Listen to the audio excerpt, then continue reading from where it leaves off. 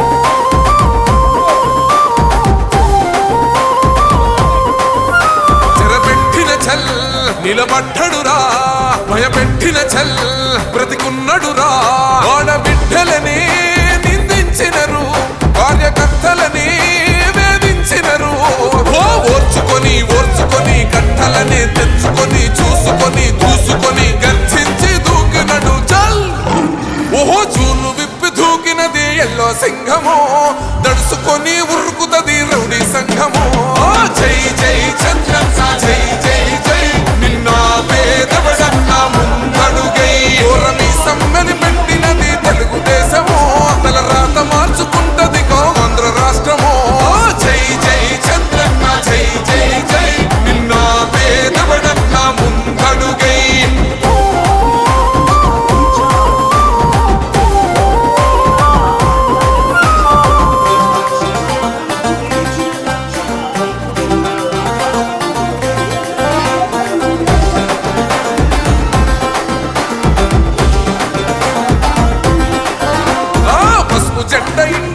కడిత పథకం ఉండదా పసుపు జెండ మోసే కార్యకర్త ప్రాణం ఉండదా ఇది బిక్కు బిక్కుమంటూ బతికే ఆంధ్ర రాష్ట్రమా నా బంధులేలుతున్న రౌడీల రాజ్యమా శిల పలక మీద పేరు మార్చితే తెలుగు గుండెలున్న చరిత మారదే కడుపు నింపే క్యాంటీన్లు కూల్చితే నిరుపేద కడుపు కన్న మందదే దౌర్జన్యమైన ఈ పాలన ఓర్చుకొని ఓర్చుకొని కట్టలనే తెచ్చుకొని చూసుకొని దూసుకొని గర్జించి దూకినడు ఓహో చూలు విప్పి దూకినది ఎల్లో సింహము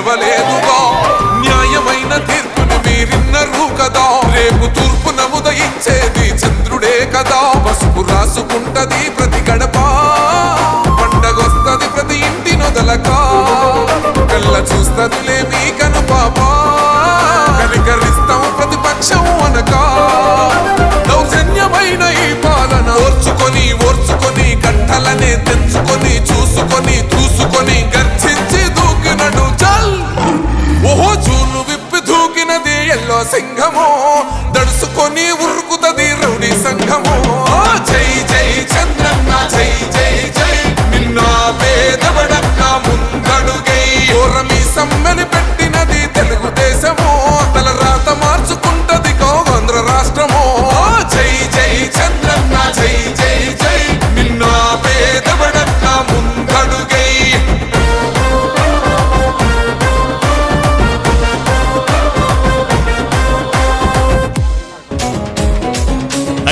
గల్లు గల్లు గజ్జగట్టి తెలుగుదేశం జెండ బట్టి రెపరెపలా ఎగురుతున్న పసుపు రంగు జెండ బట్టి ధన ధన ధన డప్పు గొట్టి చంద్రన్న బాట బట్టి అన్నగారు నిర్మించిన పసుపు రంగు జెండ బట్టి తెలుగుదేశం అరెరెర తెలుగుదేశం అగ్గో తెలుగుదేశం పార్టీ మనదిరో కదలి రండి పసుపు రంగు జెండ నెత్తుదా తెలుగుదేశం పార్టీ మనదిరో కదలి రండి పసుపు రంగు జెండ నెత్తుదా అగ్గో చంద్రబాబు లోకేష్ అన్నలు కదిలినారు యుద్ధానికి సిద్ధం అంటూ గల్లు గల్లు గజ్జగట్టి తెలుగుదేశం జెండ బట్టి రెపరెపలా ఎగురుతున్న పసుపు రంగు జెండ బట్టి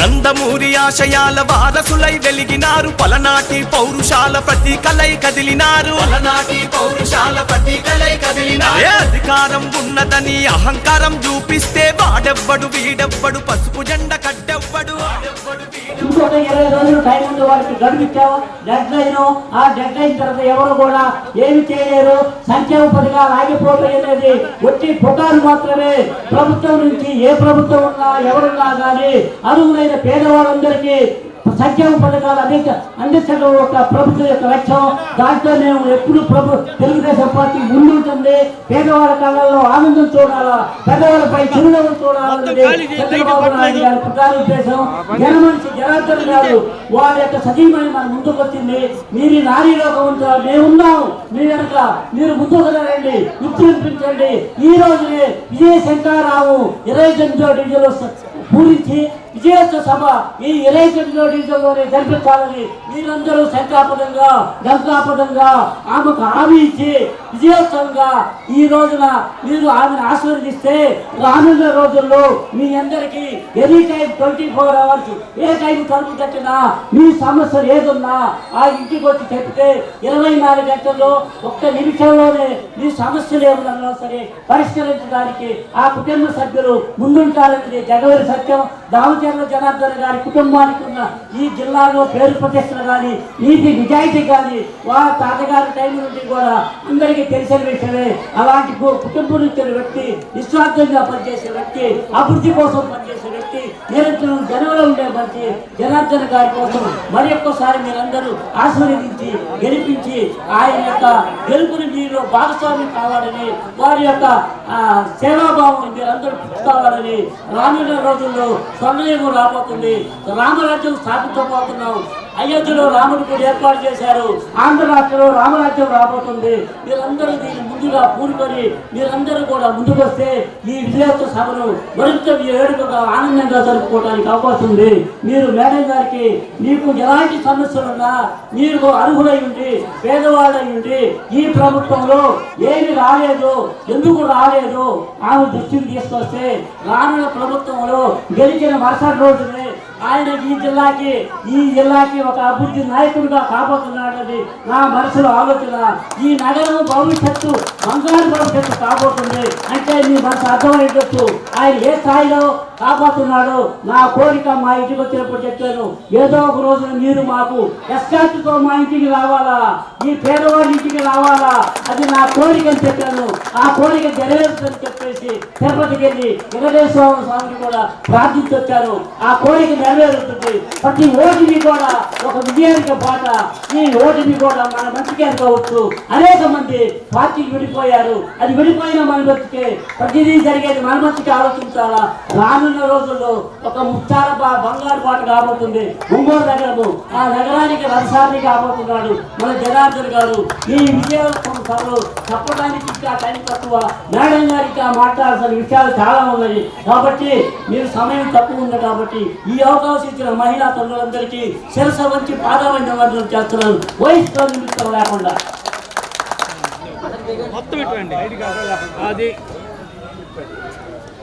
ఇక్కడ ఉన్నటువంటి మరి ఏమన్నాలో కూడా నాకు అర్థం కావట్లేదు. పాపం మహిళా తల్లులు ఇంత బ్రహ్మాండంగా సత్యలత మేడం గారు, వదినమ్మ వస్తుంటే మీరందరూ వచ్చి గత 4.5 సంవత్సరంలో ఎప్పుడు లేని ఇప్పుడు వచ్చి వరగదీసేది ఏమీ లేదు. దయచేసి మీరందరూ కూడా గమనించండి. వాళ్ళు ఎప్పుడు కూడా ఇటువంటి విధానాలతోటే ముందుకెళ్లే వ్యక్తులు. ఎప్పుడు కూడా ఇటువంటి కళ్ళబొల్లి మాటలు చెబుతూ ఎప్పుడు కూడా పేద ప్రజలకి ఏదన్నా పని చేద్దామని ఎప్పుడు సిద్ధశుద్ధి లేనటువంటి వ్యక్తులు ఇటువంటి అరాచకాలకి, లేకపోతే జనాలు వస్తుంటే వారవలేక, వదినమ్మని కలవటానికి వస్తే వారవలేక వాళ్ళందరూ చేసే పనులకి రాబోయే రోజుల్లో 2 నెలల్లో ఖచ్చితంగా బుద్ధి చెబుతామని చెప్పి ఈ వేదిక సాక్షిగా చెబుతా ఉన్నా. ఎందుకంటే గతంలో ఈ పక్కనే కూడా నేను పోటీ చేశా. వాళ్ళు ఎటువంటి నీచమైన సంస్కృతి అంటే వారలేని తత్వం అన్నమాట. అది మంచి పద్ధతి కాదు. రాజకీయాల్లో ఉంటే ఎవరైనా కానీ మన జనార్దన్ అన్న లాగా జనం కోసం అండగా ఉండే వ్యక్తి, పేదల పాలిత పెనిది జనార్దన్ అన్న లాగా 10 మందికి ఉపకారం చేయాలి కానీ పేదవాళ్ళు కడుపు కొట్టే విధంగా, లేకపోతే వాళ్ళని మాయ చేసి ఇచ్చేసే విధంగా ఉండకూడదని చెప్పి కోరుకుంటూ, ఈరోజు ఎన్ని ఇబ్బందులు పెట్టినా సరే ఇంత మహిళమ్మ తల్లులు వచ్చారంటే వాళ్ళందరికీ ఒకసారి శిరస వంచి నమస్కారాలు తెలుపుతా ఉన్నా. అట్లాగే మీరు ఎదుర్కొన్న ఇబ్బందులు కానీ ఎటువంటి అయినా సరే ఇక్కడ వదినమ్మ సత్యలత మేడం గారు ఉన్నారు. మీరు ముఖాముఖిగా మీరు ఏదన్నా సమస్యలు కూడా మాట్లాడవచ్చు. అట్లాగే అన్ని విషయాల మీద కూలష్టంగా మీ అందరితోటి వదినమ్మ గారు మాట్లాడతారని చెప్పి ఈ సభాముఖంగా తెలుపుకుంటూ మరొకసారి మీ అందరికీ కూడా పేరు పేరున ధన్యవాదాలు, శుభాకాంక్షలు. ఇంత పెద్ద ఎత్తున మీరు అందరూ వచ్చినందుకు మరొకసారి ధన్యవాదాలమ్మా. 29వ డివిజన్ అధ్యక్షుడు పెద్ద చెట్టు దాకా రావాలి అంటే ప్రతి ఇంటికి ప్రతి ఒక్కరికి ఫోన్ చేసి అవతలి వాళ్ళు బెదిరించారు. మీరు గనక అక్కడికి కార్యక్రమానికి నాగసత్యలతమ్మ గారి కార్యక్రమానికి వెళితే మీకు రేపు పట్టాలు ఇవ్వము అని ఎన్నిసార్లు ఇచ్చారండి పట్టాలు? మీరు 5 సార్లు గెలిచారు. కాగితాలు పూర్వకంగా తప్పితే ప్రజల పిచ్చి జనాలు ఎవ్వరు కూడా లేరు ఇక్కడ. మిమ్మల్ని గురించి ప్రతి మహిళకి, ప్రతి ఒక్క అన్నకి, ప్రతి పెద్దమ్మకి కూడా తెలుసు మీరు ఎన్నిసార్లు అబద్ధాలు చెప్పి మోసం చేశారు. ప్రజలైతే ప్రతిసారి కూడా మోసపోవటానికైతే సిద్ధంగా లేరు. ఎందుకంటే వాళ్ళు కూడా తెలుసుకున్నారు. ఒక్క ఛాన్సే కదా, ఏదో చూద్దాం కదా అని అవకాశం ఇస్తే రెండో ఛాన్స్కి అవకాశం లేకుండా ఈ రాష్ట్రంలో ప్రజలు బ్రతికే విధంగా లేకుండా చేశారు. బెదిరిస్తారంట, ఫోన్లు చేసి చెప్తారంట. మీరు గనక మీటింగులకు హాజరైనా, తెలుగుదేశం పార్టీకి ఓటేసినా మీకు ఎలాంటి పథకాలు రావు అని ప్రతి ఒక్కరిని బెదిరించడం జరిగింది. కానీ ఒక్కళ్ళు కూడా మన మహిళల శక్తి ఏంటో నిరూపించి ఇక్కడ ఒక పండగ వాతావరణాన్ని నెలకొల్పిన మీ ప్రతి ఒక్క అక్క చెల్లెమ్మలకి నేను తల వంచి నమస్కరించి మీకు కృతజ్ఞతలైతే తెలుపుతున్నాను. ఎన్ని రోజులు మీ అరాచకాలు ఎంత మందిని ఇబ్బంది పెడతారు? మీ పని అయిపోయింది. ఆరిపోయే దీపానికి వెలుగెక్కువంట. ఇంకెన్ని రోజులుంది? ఇంకా ప్రజలు మీ నుంచి ఎప్పుడో విముక్తులయ్యారు. మీకు ఇంకొక అవకాశం కదా జీవితంలో. మీరు వాళ్ళ ఇళ్ళ ముందుకెళ్ళి ఓటేయండి అనే అవకాశం కూడా మీరు చేజార్చుకున్నారు. మీ గొయ్యి మీరే తవ్వుకున్నారు. దయచేసి మనం ప్రతి ఒక్క మహిళ కూడా గమనించాల్సింది ఏంటి అంటే, మనం ఈ 5 సంవత్సరాలు ఒక కుటుంబ బాధ్యత తెలియాలి అంటే మహిళలుగా మనకే తెలుసు. ఉప్పు కానించి, పప్పు కానించి, గ్యాస్ కానించి, ఒక కరెంటు బిల్లు కానీ, అద్దెలు కానించి ప్రతి ఒక్కటి కూడా ఈ వైసీపీ ప్రభుత్వంలో అన్ని విధాలుగా చూసుకున్నా కానీ సామాన్యుడు కానీ, పేదవాడు కానీ, దిగువ మధ్యతరగతి వాళ్ళు కానీ బ్రతికే పరిస్థితులు అయితే లేవు. కాబట్టి ఇక్కడ మన జనార్దన్ అన్న ఒక్కసారి గెలిచినా కానీ పెద్ద పల్లెటూరు అని చెప్పేవాళ్ళు ఒకప్పుడు ఒంగోలు గురించి. అట్లా ఉన్న ఒంగోలుని ఈరోజు ఒక పట్టణంగా తీర్చిదిద్దిన ఘనత ఎవరిది అయి అంటే దామచర్ల జనార్దన్ గారికే దక్కింది ఆ ఘనత. మన ముస్లిం సోదరులకి షాదీఖానా కట్టించారు, కబ్రస్థానా కట్టించారు. దానికి అయిన పనులు చాలా గొప్పగా చేయించారు. ప్రతి రోడ్లో మనం నడుస్తున్నాము అంటే మన అన్న జనార్దన్ అన్న గారు వేసిన రోడ్లే దానికి నిదర్శనం. ఇవాళ వైసీపీ తెలుగుదేశం అనే తేడా లేకుండా వాళ్ళు కూడా మన అన్న వేసిన రోడ్ల మీదే నడుస్తున్నారు. సైడ్ కాలువలు కానీ, స్ట్రీట్ లైట్లు కానీ, డంపింగ్ యార్డ్ కానీ, కొత్తపట్నం బ్రిడ్జి కానివ్వండి, ఇట్లా ఒకటేమిటి ఎస్సీ ఎస్టీ ముస్లిం మైనార్టీ కాపు లోన్లు కానీ, హౌసింగ్ లోన్లు కానీ ప్రతి ఒక్కరు కూడా తెలుగుదేశం పార్టీలో ఎంతో న్యాయం జరిగింది. మళ్ళీ మనం అందరం కూడా బాగుండాలి అన్నా, మనందరి జీవితాలు బాగుపడాలన్నా తెలుగుదేశం పార్టీ అధికారంలోకి రావాలి. అలాగే ఇక్కడ మన దామచర్ల జనార్దన్ అన్న గారు మళ్ళీ మనం ఎమ్మెల్యేగా గెలిపించుకొని రేపు ఈ 2 నెలలు ఆగిన తర్వాత మళ్ళీ అన్నను మనం మినిస్టర్ని చేసుకుందామని ఈ సభాముఖంగా మీ అందరికీ మరొకసారి నేను తెలియజేసుకుంటాను. జై తెలుగుదేశం పార్టీ, జై తెలుగుదేశం పార్టీ. రండమ్మా, వచ్చి మాట్లాడండి. శుభాకాంక్షలు చెప్పొచ్చు, ఏదైనా ప్రాబ్లం ఉన్నా చెప్పొచ్చు. రండమ్మా. చెప్పని కొంతమంది పేర్లు చెప్తూ ఉన్నారు ఇక్కడ మనకి. వాళ్ళందరూ మెత్మా అంటే అవినీతి చేసేది వాళ్ళు, దౌర్జన్యం చేసేది వాళ్ళు, అంటే నీతిగా న్యాయంగా ఉంటే మీ అందరి మీద కేసులు పెట్టేది, పథకాలు పోయేది, ఇలా ఇవి ఆపుతాం ఆపుతాం అనేది ఈ బెదిరింపులు. అంతా బెదిరింపు రాజకీయం ఎక్కువైపోయింది ఇప్పుడున్నదంతా. ఏది కూడా సవ్యంగా జరగట్లేదు ఎక్కడా కూడా. మేము మిమ్మల్ని అడుగుతుంది ఏంటంటే మీరు చెప్పాలి ఒకసారి 2014 నుంచి 19 వరకు మన ఒంగోలు ఎలా ఉంది, 19-24 ఎలా ఉంది. చాలా నష్టం చేసేసారు. నాకు బియ్యం కార్డులో మా ఆయన పేరు తీసేశారు, నా బిడ్డ పేరు తీసేశారు. అంతా గందరగోళం అయిపోయింది నాకు. కనీసం నా బిడ్డకు భర్త చనిపోయినా కూడా పింఛను కూడా రావట్లేదు నాకు. నా చిన్న కొడుకు నేను ఏదో పాచి పనులు చేసుకొని బతుకుతా ఉంటే మా కారు ఉందని చెప్పేస్తున్నారు. నా కారు ఉందా? కడుపు కూడు తింటున్నారా, గట్టి ఏమైనా తింటున్నారా? నా కారు హ్యాండ్ నుంచి వచ్చింది, నేత మాత్రం దాన్ని వాళ్ళకి తెలదు. అసలు ఆర్డీ ఆఫీస్ కాడికి అయితే తిరగని చూడలేదు నేను. 10 సార్లు తిరిగాను, ఎక్కడికి వెళ్ళినా కూడా తీయట్లేదు. నా పరిస్థితి, నా బిడ్డ యాక్సిడెంట్ అయిపోయి పడి ఉంటే నేను జనార్దన్ అన్నే నాకు 60,000 రూపాయలు దాకేశారు. వాళ్ళ బిడ్డలు వాళ్ళు చల్లంగా ఉండాలా, వాళ్ళు 100 ఏళ్ళు ఉండాలి బతకాల. మొన్న కూడా ఈ అబ్బాయి వచ్చేసి నా ఇంటికి వచ్చి బియ్యం కట్ట అవన్నీ వేయించారు. నేను తిని ఆయన గురించి చెప్పకపోతే నాకు మనశ్శాంతిగా అక్కడ కూర్చొని ఉన్నా కూడా ఆయనదే ఉంది నాకు. కానీ ఈసారి ఏం చేస్తారోనని భయపడి పైకి రావట్లేదు. ఎన్నన్నా చేసుకోనండి, నేను ఇంతకన్నా ఇంకా ఏం నాశనం కాలేను. నాశనం అయినా పర్వాలేదు అని చెప్పి స్టేజ్ ఎక్కాను. అది మీరంటే నాకు అభిమానం మేడం. ఏమన్నా అయిపోయి నేను, నాకైతే నష్టం లేదు. అది మీరంటే అభిమానం. మీ ఇంటికి కూడా వచ్చాను నేను. అది మీరు ఈసారి మటుకు మనం గెలుస్తామని చెప్పి ఖచ్చితంగా చెప్తున్నాను నేను. అది అల్లుడు చనిపోయాడు, పింఛన్ రావట్లేదు పిల్లలకి. చిన్న పిల్లలు వాళ్ళకి ఎట్ట గడవాలా? పసిపిల్లలు 2 పిల్లలు పింఛన్ రాకుండా చేశారు. పింఛన్ లేదు మాకు లాస్ట్కి. అది మేడం నా పాటు. ఇప్పుడు ఈవిడ చెప్పిన బాధ అంతా మీరు విన్నారు కదమ్మా. ఇదివరకు మన టీడీపీ గవర్నమెంట్ ఉంటే ఏంటంటే చంద్రన్న బీమా అని చెప్పి వచ్చేది. ఎవరికైనా ఐడియా ఉందా దాని గురించి?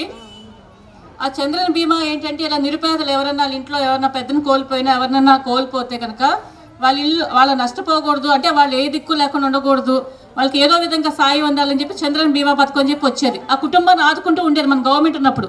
ఇప్పుడు ఆ పథకాలు లేవు, ఆదుకోవడాలు లేవు ఎవరికి కూడా. అలాంటి పథకాలు కూడా ఎక్కడ రావట్లేదమ్మా. ఇవన్నీ అంటే ఇలాంటి బాధ ఎవరో పడకూడదని చెప్పి అవన్నీ చేసేవాళ్ళు. ఇప్పుడు చూస్తుంటే పరిస్థితి ఎలా ఉందో అర్థమవుతుందిగా మీకు.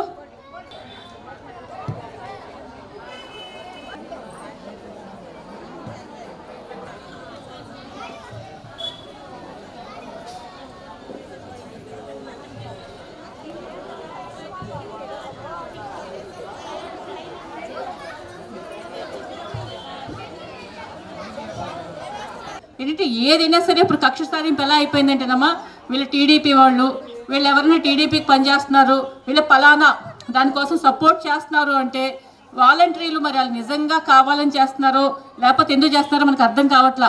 వాళ్ళకి వచ్చే పథకాలన్నీ కట్ చేయటం, ఏంటంటే ఏదో బెదిరించడం. అక్కడికి వెళ్ళారంటే మీకు ఇలా అవుద్ది, వాళ్ళకి ఓటేసారంటే మీకు ఇలా అవుద్ది. ఇవన్నీ బెదిరింపులమ్మా.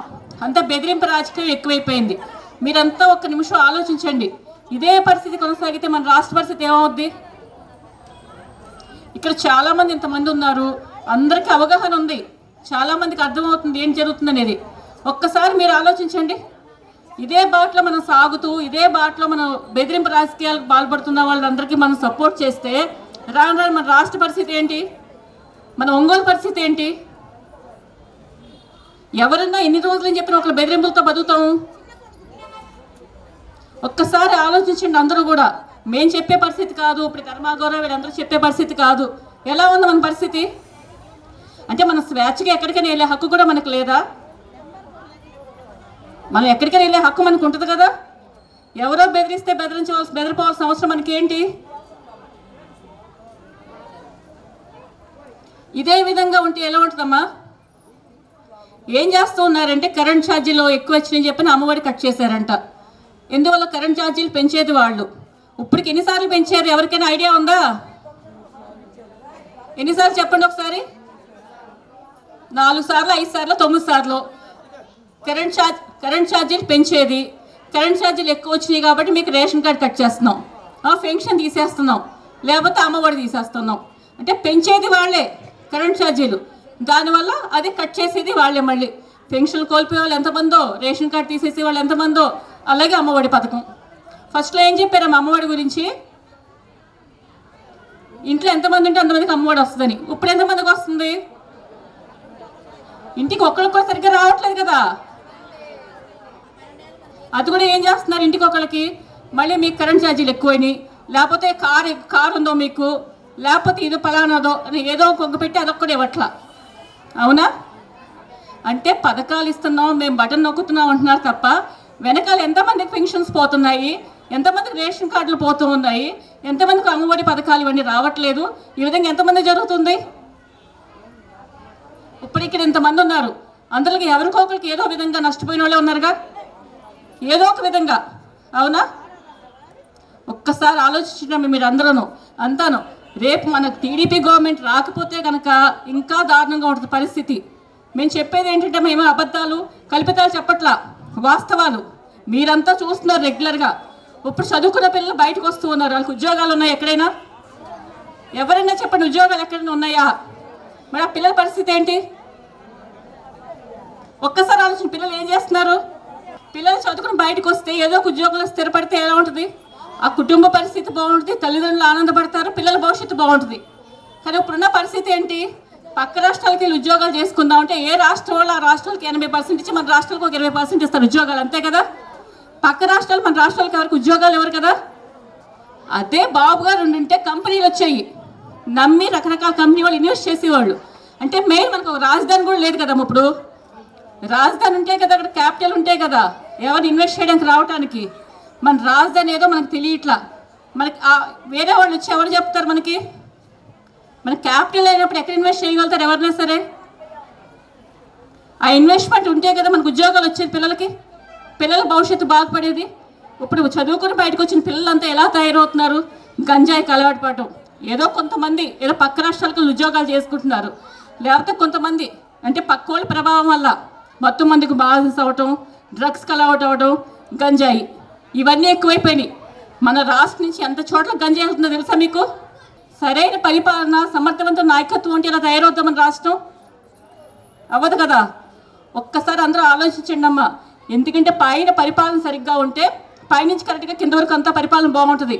అదే పైనే సరిగ్గా లేనప్పుడు ఎలా ఉంటుంది పరిస్థితి? మీ అందరూ ఉన్నారు, ఒక ఇంటి పెద్ద సరిగ్గా సంపాదన లేకుండా అస్తవ్యస్తంగా ఉండి అంతా చేస్తాను, ఒక ఇల్లు పరిస్థితి ఏంటి? ఇంటి పరిస్థితి ఎలా ఉంటుంది? ఇప్పుడు మన రాష్ట్ర పరిస్థితి అలా అయిపోయిందమ్మా. అంటే మనం పరిపాలిస్తున్న అతను సరిగ్గా లేడు, దానివల్ల మన రాష్ట్రం అధోగతి పట్టింది. ఒక్కటే ఆలోచండి, పథకాలు వస్తున్నాయి అయిపోతుంది అని చెప్పి ఎవరు అనుకోవద్దు. ఏ గవర్నమెంట్ ఉన్నా పథకాలు వస్తాయి, ఆ పథకాలు ఎక్కడికి పోవు. ఒక్కసారి ఆలోచించండి మీరందరూ కూడాను. మీరేంటంటే మేమేదో చెప్తామని కాదు, ప్రతి ఒక్కళ్ళు మీ గురించి మీరు ఆలోచించండి, మీ పిల్లల భవిష్యత్తు గురించి ఆలోచించండి. రేపొద్దున ఇదే పథకాలు వస్తాయని చెప్పి అయిపోద్ది. బాబు వచ్చినప్పుడు కూడా పథకాలు వస్తాయి, కానీ బాబు వచ్చినప్పుడు కూడా పథకాలే కదా ఇస్తారు మీరు చెప్పేది అంటారు. కానీ బాబు గారు వస్తే రెవెన్యూ వస్తుంది, మన రాష్ట్రానికి రెవెన్యూ వస్తుంది. కంపెనీలు వస్తాయి, ఆ రెవెన్యూ ద్వారా వచ్చే దాంతో పథకాలు ఇస్తారు. అంతే తప్ప ఎక్కడి నుంచో అప్పులు తెచ్చి మన రాష్ట్రాన్ని ఇంకా అప్పులు కుప్పలు చేస్తున్నారు. ఇప్పుడు ఈ పథకాల వల్ల నష్టపోయేది ఎవరు? మన రాష్ట్ర ప్రజలే. దాన్ని ఏదో ఒక విధంగా మళ్ళీ మన మీద రుద్దుతున్నారు. సరుకులు పెంచేది, కరెంట్ ఛార్జీలు పెంచేది, లేదా గ్యాస్ రేట్ పెంచేది, దీన్ని మళ్ళీ మన మీదే వేస్తున్నారు అంతాను ఈ పథకాలు చెప్పి. మీలో చాలా మందికి అందరికీ అవగాహన ఉందమ్మా, ఇంకా కొంతమంది తెలియట్లా ఏంటిది పరిస్థితి. ఏదో వాళ్ళు బెదిరిస్తే మేమేది మాకిందుకులే, మా బాగుంటే మాకు బాగానే ఉంటుందిలే, మాకేదో 15,000 వస్తున్నాయిగా సరిపోతుందిలే అనుకోవద్దు. అందరూ కూడా ఆలోచించండి. దేని గురించి? మన పిల్లల భవిష్యత్తు గురించి మెయిన్. అవునా? అంతే కదా? అందరూ అవునా కదా చెప్పండి ఒకసారి. మరి దానికోసం ఏం కావాలి? సమర్థవంతమైన నాయకత్వం కావాలి. అవునా? సమర్థవంతమైన నాయకత్వం ఎక్కడుంది? పైన చంద్రబాబు గారు రావాలి, ఇక్కడ జనార్దన్ గారు రావాలి. వస్తేనే కదా మన రాష్ట్రం అయినా బాగుపడేది, మన ఒంగోలు అయినా బాగుపడేది. ఒక 500 పెన్షన్స్ ఈ నెల పెంచితే వెనకాల 1000 పెన్షన్స్ పోయి ఉంటున్నాయి. ఆ పోయిన పెన్షన్స్ గురించి ఎవరు మాట్లాడట్లా బయటకు. వాళ్ళు మేము ఇన్ని ఇచ్చాం అన్ని ఇచ్చాం అని చెప్తున్నారు, కానీ ఎంతమందికి ఇస్తున్నారు? ఎంతమందికి వస్తున్నాయో అంతాను? ప్రతి దాంట్లో అవినీతమ్మ, ప్రతిదీ కుంభకోణం. ఒంగోలు ఎవరైనా సైట్ కొనాలంటే భయపడిపోతున్నారు. ఎందుకు అంటే ప్రతి సైటు కబ్జా. అవునా? అన్ని సైట్లు కబ్జా అయిపోయి ఉన్నాయి. మనది కొనుక్కుని రిజిస్ట్రేషన్ చేస్తే ఈసీలో మన పేరే ఉంటుంది, కానీ ఎప్పుడో కబ్జా చేసి ఉంటుంది. ఆ టైప్లో ఉంది ఒంగోలులో పరిస్థితి. ఎక్కడ చూసినా సరే ప్రతి దాంట్లో అవినీతి. మన రీసెంట్గా చూసారుగా మెప్మాల అవినీతి. డ్వాక్రా గ్రూపులు వాళ్ళకి వాళ్ళే క్రియేట్ చేసుకుని ఎంత డబ్బు దోచుకున్నారో తెలుసా మీకు? 100 కోట్లు. ఎవరు తీసుకున్నట్టు? ఇప్పుడు వరకు మీకు అందరికీ బెదిరింపు కావాల్సి వచ్చినాయి అంటే కదా చాలామందికి, కొంతమంది దగ్గర నుంచి. వాళ్ళందరూ కూడా అవినీతిలో ఉన్నారు తెలుసా మీకు? ఆ డ్వాక్రా గ్రూపులు చేసిన డబ్బుల్లో అవినీతిలో వాళ్ళందరి పేర్లు కూడా ఉన్నాయి. ఆ పేర్లని 2 రోజులు వస్తాయి బయటికి. మీకు ఎవరైతే బెదిరించారో ఆ పేర్లన్నీ కూడా ఉన్నాయంట. అంటే ఒక్కొక్కళ్ళు 2 కోట్లు 3 కోట్లు 100 కోట్లు దోచుకున్నారు అందరూ. అంటే ప్రతిదీ దోచుకోవడం అమ్మా, దోచుకోవడం దాచుకోవడం అయిపోయింది అంతా కూడా. ఎక్కడా కూడా అభివృద్ధి జరగట్లా. మీరంతా చూసారమ్మా 2014 నుంచి 19 వరకు ఒంగోలు ఎలా ఉంది చూసారుగా అంతాను. అదే 19 నుంచి 24 వరకు ఎలా ఉంది? ఏదన్నా రోడ్లు వేయటం కానీ, డ్రైనేజీలు క్లీన్ చేయటం కానీ, మంచినీళ్ళు సక్రమంగా రావడం కానీ ఏదైనా జరుగుతుందా ఎక్కడైనా? 14 నుంచి 19 వరకు జనార్దన్ గారు ప్రతిరోజు మున్సిపాలిటీ వాళ్ళతోటి, రెవెన్యూ వాళ్ళతో అందరితోటి ఒక సమీక్ష పెట్టుకునే వాళ్ళు అంతాను. ఆ రోడ్లు ఎలా ఉన్నాయి, రోడ్లు క్లీన్గా ఉన్నాయి లేదా, డ్రైనేజీలు క్లీన్ చేస్తున్నారు లేదా, వాటర్ సరిగ్గా వస్తుందా లేదా అని చెప్పనేది.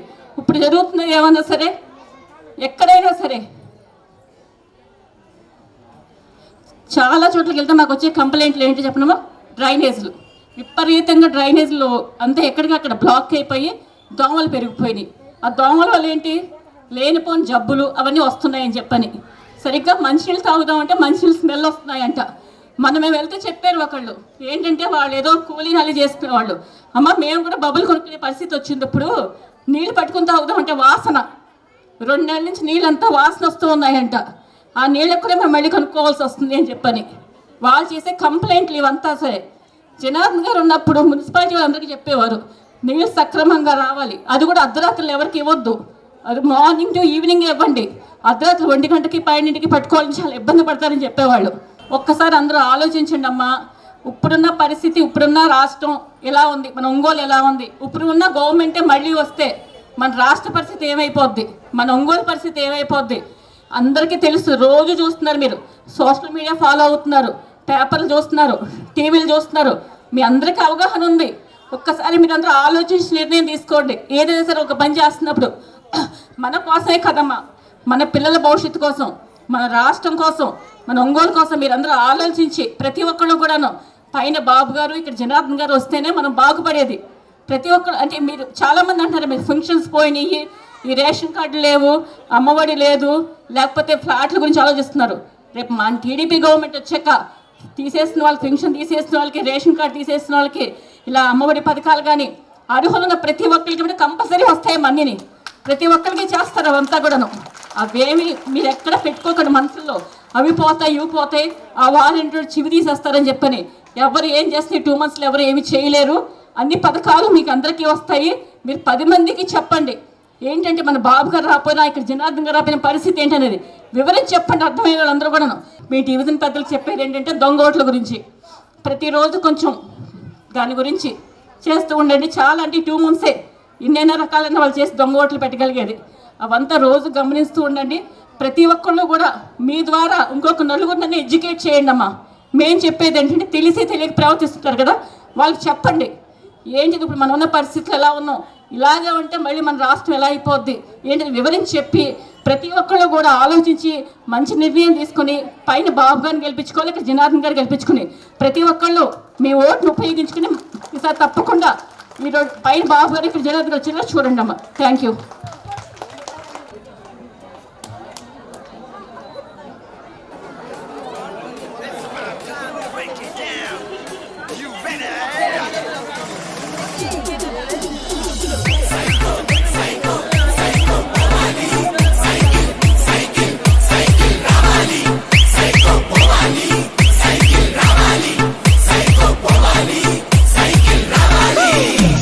చెల్లెమ్మ అద్దెల చిన్నమ్మ శ్రీశైలమ్మ అంటుందొకటేరా.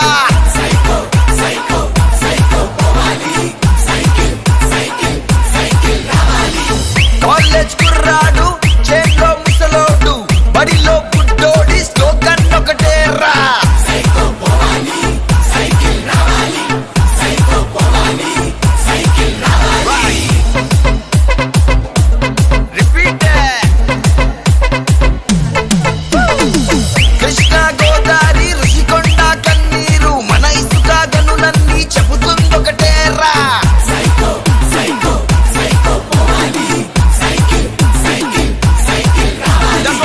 తిరుమల వెంకన్న కడపలో దర్గా గుణదల మాతైన నిర్ణయం ఒకటేరా.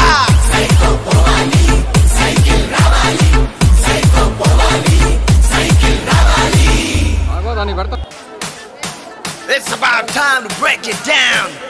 You ready? Psycho, psycho, psycho, Bhavani. Cycle, cycle, cycle, Ravali. Psycho, Bhavani. Cycle, Ravali. Psycho, Bhavani. Cycle, Ravali. Sima Chellemma, అద్దెల చిన్నమ్మ శ్రీశైలమ్మ అంటుందొకటేరా. Psycho, psycho, psycho, Bhavani. Cycle, cycle, cycle, Ravali. College కుర్రాడు చేతిలో ముసలోడు బడిలో గుడ్డోడి slogan ఒకటేరా. Psycho, Bhavani. Cycle, Ravali. Psycho, Bhavani. Cycle, Ravali. Repeat it. Krishna Godavari Rushikonda కన్నీరు మన ఇసుక గనులన్నీ చెబుతుందొకటేరా. Psycho, psycho, psycho, Bhavani. Cycle, cycle, cycle, Ravali. Tirumala Venkanna కడపలో దర్గా గుణదల మాతైన నిర్ణయం ఒకటేరా. Psycho, Bhavani. Cycle, Ravali. Psycho, Bhavani. Cycle, Ravali.